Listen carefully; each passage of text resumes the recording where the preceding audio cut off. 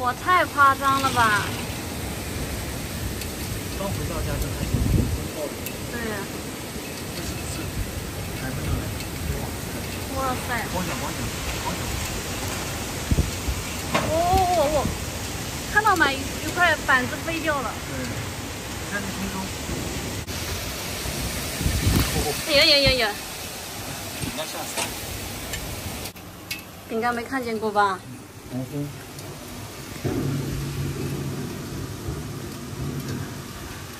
吓死了，饼干。小北，你拍那些那个树，3倍。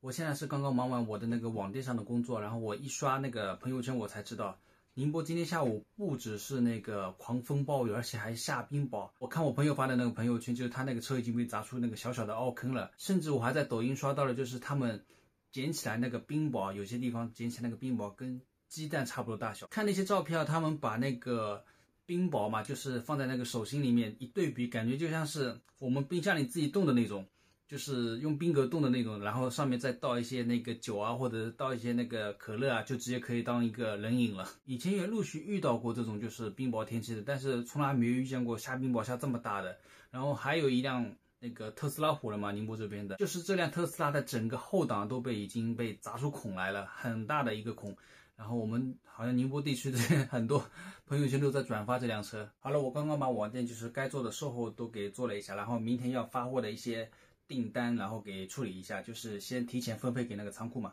这样明天一早他们就可以发了。不然的话，我一般都是等到中午12点才起床，他们可能上午发货就来不及。还有就是我们昨天上架的这个鱿鱼丝啊，这个已经被我吃过了。正常它是到这里，这么一袋是半斤，然后我们是一份是2袋嘛，就是1斤装的。我去把另一袋拿过来。好了，就是这样子，2袋是1斤装的，我是券后卖那个69.5，然后已经卖出去，小推了一下昨天，然后卖出去有将近400斤了吧应该。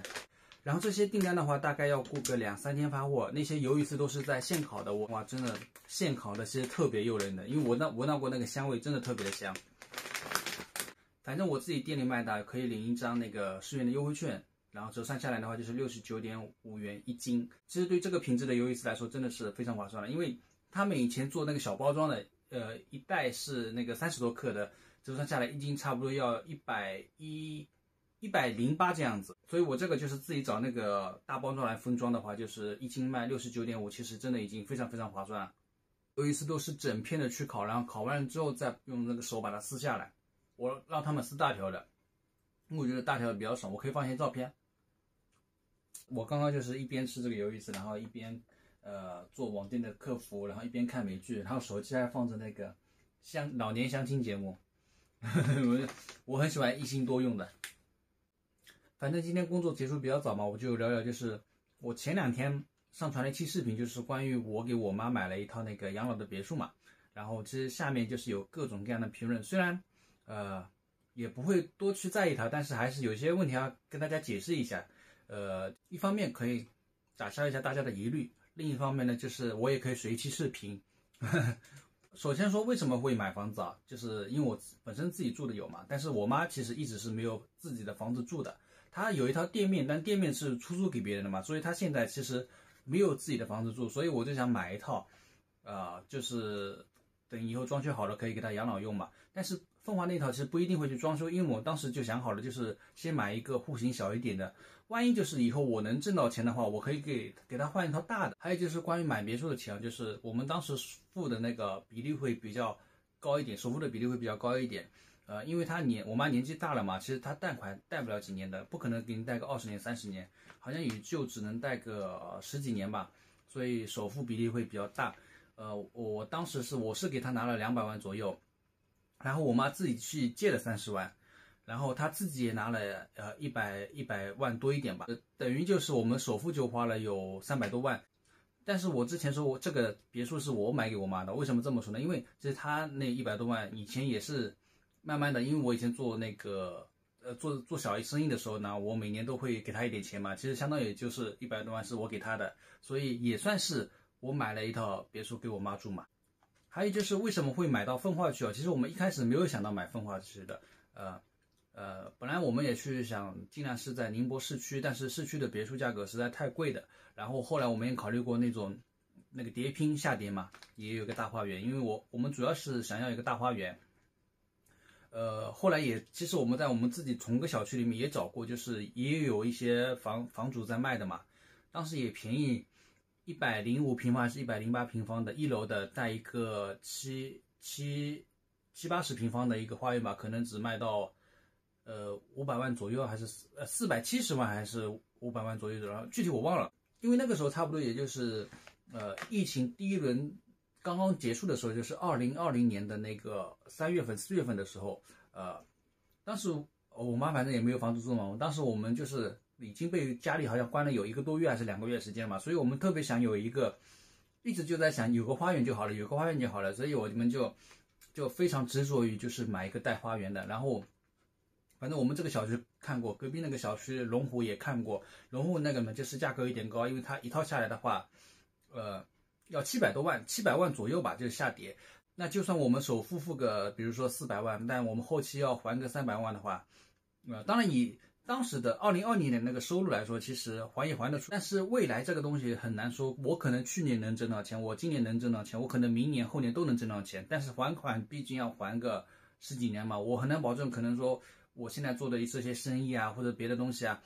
，5年之后还有这个市场，万一我5年之后我挣不到钱了，所以就是压力不要给自己搞太大，所以我们就没有选择就是隔壁小区的。但是隔壁小区那套房子下跌的，其实我妈一直是挺满意的啊。然后东钱湖也差不多，东钱湖比如说价格合适的，特别的远、特别的偏那个别墅，要么就是特别的破旧了，就是你一点住进去的欲望都没有。就是包括我们之前去看那个东部银泰城隔壁有一个那个老小区，那种3层楼的，然后一层只有40-50个平方的那种，特别破、特别旧，就是完全就是不像是我们以前就是幻想中的那种花园，所以就没有选择。后来还是看来看去还是选择了那个奉化嘛。其实那套别墅的话，涨啊跌啊倒没有什么特大的感觉啊，因为我们本身其实就是自住的。等以后装修好了，那我妈肯定是长期住过去了。那我们的话，我跟前辈可能也1周也会去个2-3天这样子嘛。之前也有很多网友就是说，哎，你们怎么不住一起啊？就是我们这个我买的这套房子也是，我这套已经买了很久了，我是2014年的时候买的，我自媒体是2016年的年底才开始住的，我这套房子我是2014年买的，包括我的那些车啊什么都是很早就买好的，就是不是说我自媒体有多挣钱，就是很多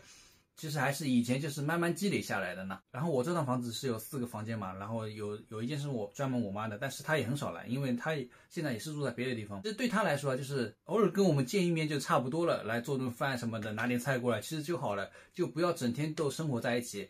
她肯定也不喜欢这样子的，所以她也不喜欢跟我们住在一起，但是偶尔会来一趟。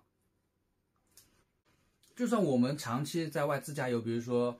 像去年去东北，我们连续去了2-3个月嘛。然后他也不会住过来，他可能就每隔2天来一趟，就是专门来照顾一下那个饼干嘛，所以很多人问为什么我们不把饼干给带出去啊？饼干很怕生，我们很担心就是猫在外面会有一个应激反应，其实对猫来说是有生命危险的，我们不敢冒这个风险。然后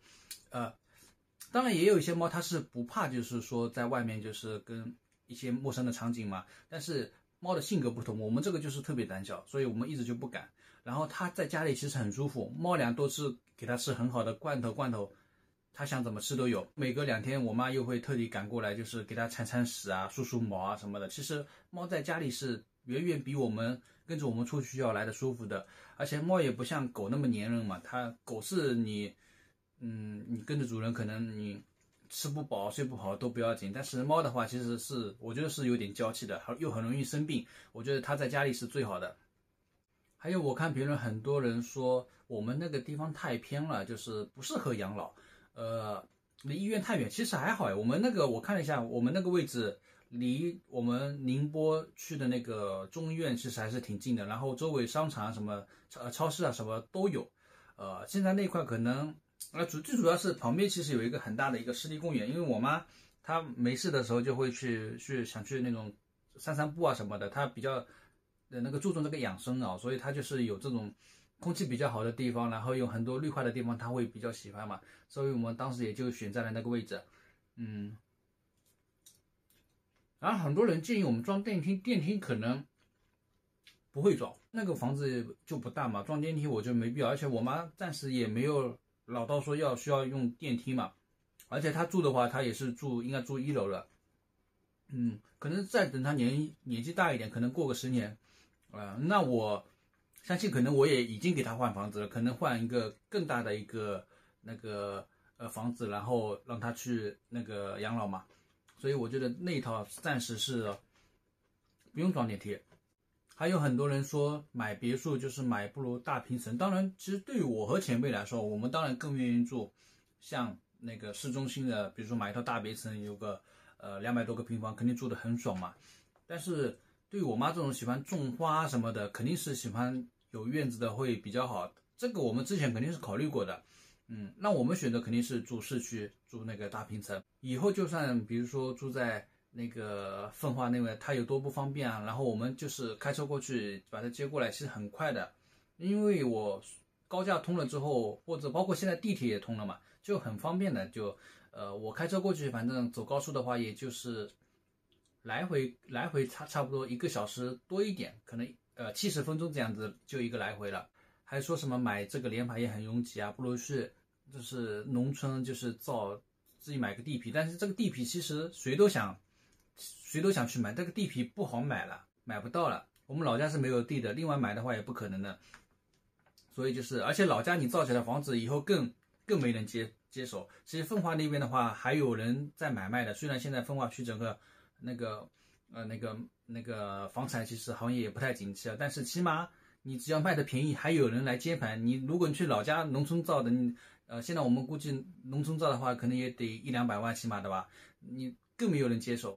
所以买在奉化区那一套联排，主要还是给我妈就是养老用，然后我们自己，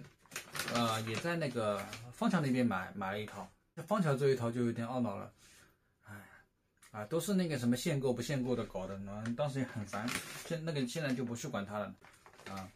那个枫桥那套，前辈也是一次性都付清了，反正现在就无所谓了吧，要卖也只能4年之后才能卖了，反正我们接下来的目标就是。如果我们这个行业还算景气的话，我们可能就是未来把我们自己现在这一套，我是132个平方，其实住着还是挺舒服的啊，位置也还算好，因为我现在去东部新城去那个板街，开车的话5-6分钟就到了，2公里嘛，2个红绿灯，但是尽量还是说，比如说在我35岁之前，我们能换一套更大一点的，可能就是180平方或者200平方这样子，这是一个目标啊，就是如果能挣到钱的话，就是有这么一个目标。如果挣不到钱的话，我们现在住的也挺舒服的，是吧？大平层主要是前辈一直想住，我倒也还好。那我们就尽量去努力，让前辈就是完成这么一个目标。其实像我现在已经有32岁了嘛，就是我现在这个心态跟10年前我的那个心态是完全不一样。10年前我们大学刚毕业的时候，我就是一开始也是拼命的去挣钱，但是当自己有一点点存款的时候，我就想着我要去哪里玩，我要去云南玩，我去泰国玩，我要去哪里玩，就是每天想的都是去各个那个攻略网站，什么穷游网啊、马蜂窝去看各种人家的那种攻略。当时根本就不去想什么挣钱的事情，然后我们可能每天就想着我们开车去哪里，去自驾游，开车去非洲，然后去欧洲吃什么东西。以前我跟前辈很喜欢看一档节目叫做 X 份吃货俱乐部，然后我们当时就跟前辈约定，我们要把他们去过的那些国家吃过那些美食，每一家店我们都要去吃一遍。这个就是当时的一个目标，但是你让我现在我32岁了，我不可能再去想这些，毕竟成家了嘛，算成家了，可能不过多久可能也要生宝宝了嘛，接下来马上就要过上有老下有小的生活了，就是压力会没那么大，但是肯定要给自己一些压力的，就是不能像以前那样到处想着去哪里玩了。所以现在的主要目标就是尽量让家里人能过得更舒适一些。反正这期视频就这样子，我主要就是凑了一点时长嘛，就是然后跟大家聊一聊就是近期的一些情况，但是也是我的一些心里话，所以不要介意。好了，今天视频就这样，拜拜。对，鱿鱼丝已经上架了，然后可以领取1张10元的优惠券，拜拜。